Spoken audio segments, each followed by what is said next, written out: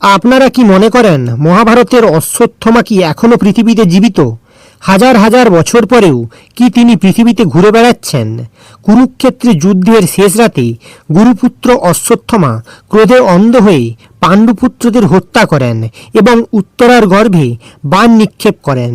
এরপর স্বয়ং শ্রীকৃষ্ণ তাকে দেন এক ভয়ঙ্কর অভিশাপ। তুমি চিরকাল পৃথিবীতে ঘুরে বেড়াবে ক্ষতবিক্ষত শরীরে, মৃত্যু তোমাকে স্পর্শ করতে পারবে না। পুরাণ মতে তার কপালের মণি কেড়ে নেওয়া হয়েছিল, আর সেই ক্ষত আজও নাকি শোকায়নি। ভারতের কিছু স্থানে, বিশেষ করে মধ্যপ্রদেশের জঙ্গলে, লোককথায় দাবি করা হয় এক রহস্যময় আহত যোদ্ধাকে মাঝে মাঝে দেখা যায়। তাহলে কি সত্যি অশ্বত্থমা এখনো জীবিত, নাকি কেবল এক গভীর প্রতীক, অহংকার ও প্রতিশোধের চিরন্তন শক্তি?